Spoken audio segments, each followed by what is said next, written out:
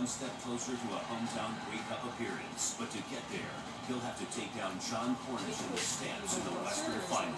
No, so Argos at noon. Riders Stamps. no, I can't. I can't zoom, actually. TSN and TSN Radio. Well, we're very happy to welcome to our studio Susan Harris. She has written a number of books about the penny, the disappearing penny.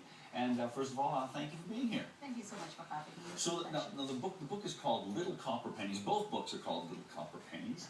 So what was it about the penny that fascinated you? Were you always interested in this particular piece of coinage?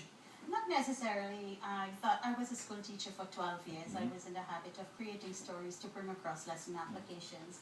And my daughter, I've been creating stories for her as well.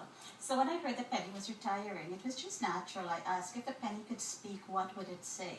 And that question just mushroomed into the idea that ballooned this book. Now this book, Little Copper Pennies, what is sort of the hook of this one? Because it looks like this one's a bit more of a history book. No, it's actually a collection of short stories based on interviews I did with a number of people, seniors who remember the Once Upon a Time worth of a penny.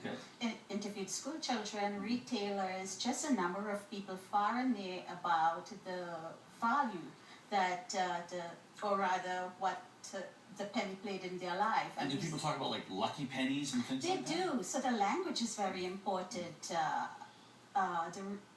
Traditions like picking up a penny for luck, as well as its monetary value. Sure. So we see that it has played a very important part in history, even ushering the decimal system in 1858 so that Canada could trade with the United States. So it's got a very rich heritage, and I did not want to see that go unwritten. Now, you know, obviously you've got that covered off in this book. Tell us a little bit about the book for children.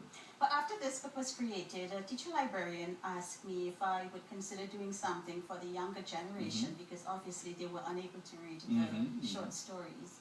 And so Little Copper Pennies for Kids came about. I had to use the same name because I had already used the title in this book, and then I thought the kids' version will just have 4 kids. That's just good marketing, lady. That's just good marketing.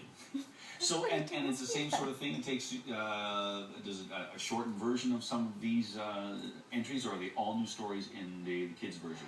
There's actually more pictorial representation and a lot less actually than what is in here. So it's by no way duplicated. The storyline is different, and we do have visuals showing back the Once Upon a Time value of a penny. There are 2 pages that's actually historical that teachers or parents can read to children, or as they grow older they can begin to read it for themselves. There's a lot of games and fun activities in both books. 15 in the children's book, 30 in the adult book. Lots of different things there. And you've got a book signing today at Coles between 1 and 3:30, and then on Saturday between 2 and 4 at Indigo. Sunday 1 through 4 at McNally Robinson on 8th Street, and then on Monday 11 to 3 at Coles in Market Mall. You're a busy lady, and thank you for taking time out for us today, and we appreciate you keeping the history of the penny alive. Thank you so much. Thank you so much for having me. No problem. And we'd also like to remind you about a couple of other things going on.